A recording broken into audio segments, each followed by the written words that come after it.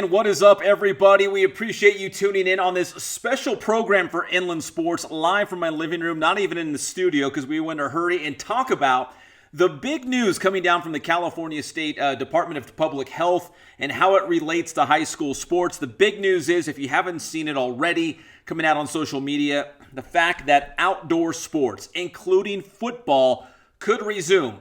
Here's the caveat, though. In your county, you have to have 14 cases of COVID per 100,000 people or less. It's called the case rate.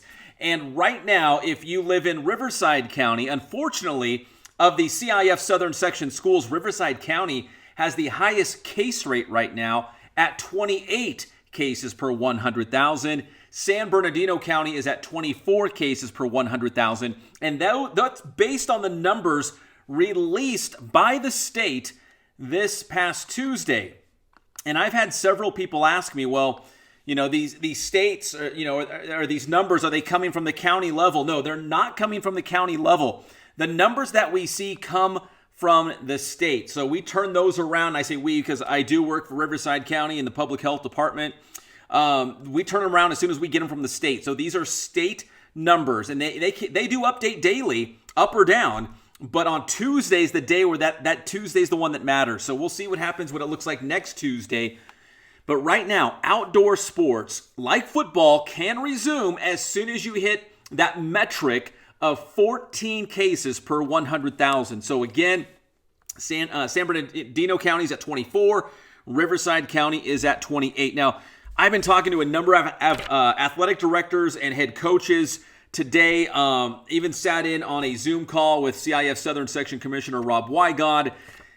So much stuff to get to. I was trying to write some notes down because, again, I want to give you guys the latest information. And we'll make this quick. This will not be a long video. So first off, that April 17th date where high school football is supposed to end, that is not changing. The CIF Southern Section, the CIF State, for the most part, most of the sections have agreed that April 17th is that drop dead date when high school football has to end. That's in order to give all the other sports on campus a chance to draw maybe some of those football athletes. So again, April 17th, that is not changing. Football must end by April 17th. Now, here's something interesting as well. So if your county touches another county, if you're adjacent to another county, for example, Riverside and San Bernardino, you can play each other, assuming you're both at 14 cases or less. So that means, like the Citrus Belt League, Mountain Valley League, Ambassador League, those are the ones I'm kind of thinking of right now, where they have schools on each county line, or both sides of each county line. You can play each other if you're both under the 14,000. So, but if you're not touching, for example, I don't know, like let's say Riverside County and Santa Barbara County, you're not going to play a team from Santa Barbara County. You have to be touching. You have to be adjacent to the county next to you in order to have that competition, which begs the question, what will CIF Southern Section playoffs look like for the spring sports, assuming we have playoffs? I mean, what if you make the playoffs from, San Bernardino or Riverside County, and you're supposed to play a team from Santa Barbara County or Ventura County? I guess we'll cross that bridge later, right? But right now, that's the rule. Soccer. Soccer is an outdoor sport. Soccer is now able to resume play, and I was going through the dates of when these different sports will start. Soccer is scheduled to start on February 27th. So if you do the math, that's not tomorrow, but a week from tomorrow, next Saturday. So theoretically, the soccer season could almost start on time because of this new ruling. But again, the caveat is, the big metric, you have to get down to 14 cases per 100,000. That is the big caveat for everything. That's what everything hinges on right now. So again, football, water polo, those are fall sports that are on the clock right now. So we got to get that number down to 14 ASAP to have any chance of having a season. And then other outdoor sports, like I mentioned, just soccer and baseball and softball, those, they have the green light. Once we get down to 14 cases, they have the green light to go. They are outdoor sports. They are ready to go. Now, the big loser in all this was volleyball. Volleyball is a fall sport. They should be competing right now. But again, this new 14 cases per 100,000 only applies to the outdoor sports, indoor volleyball, in the gym. It does not apply to. So I think volleyball, of all the sports, kind of the big loser in this. Wrestling and basketball, I guess we're still holding out hope because we still have a little bit of time.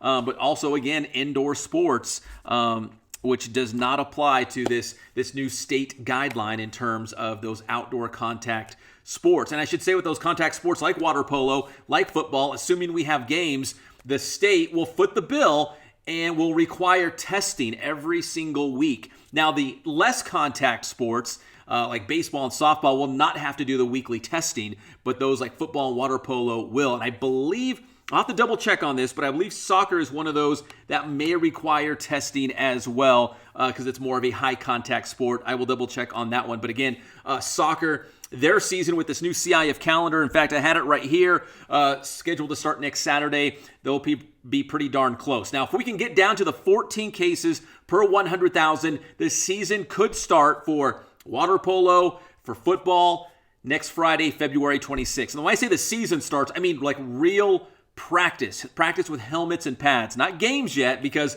that's another CIF rule. You have to have 2 weeks of practice in helmets and pads before you can see competition. So at least we're getting closer. There is a light at the end of the tunnel. We know what's required of us to get there. And the best part is, it's reasonable. Before, when we had the colored tiers come out in the different sports, we were like, we'll never get there. This is never going to happen.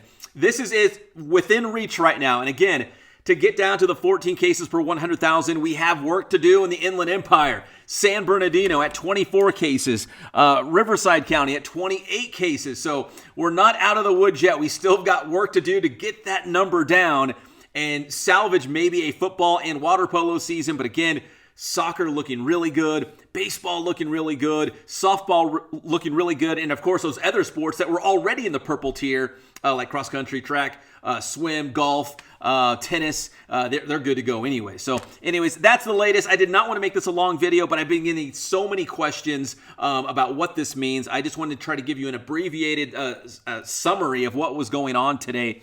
And again, with all that said, if we can get the numbers down and we can start the season, it's going to all come down to the school districts. This is not a county order. The state guidelines have been well established and very clear now. This is going to come down to the school districts and or private schools to make the decision to basically opt in.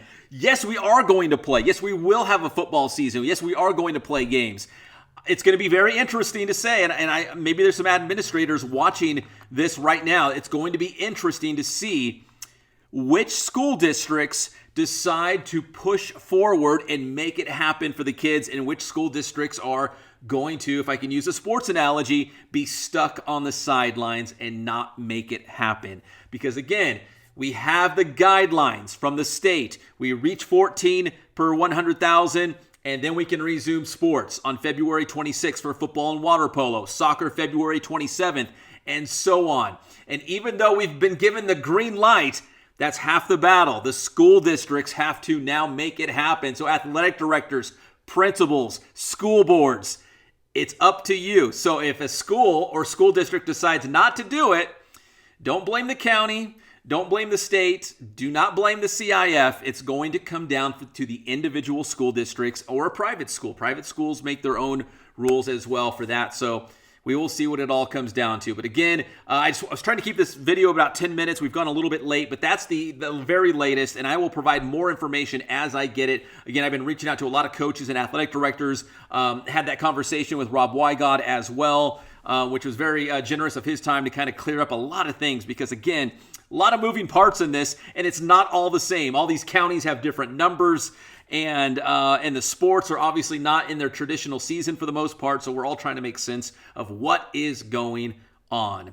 My name is Pep Fernandez. Again, we appreciate you tuning in. We'll have much more on this Wednesday on the Inland Sports Show. Please check that out. 6:05 every Wednesday night, live on Twitter, live on YouTube, live on Facebook. If you haven't done so already, please give us a follow, give us a like, subscribe to our social media platforms. My name is Pep Fernandez. Be kind, be safe out there, everybody. God bless you, and we'll see you next time on Inland Sports.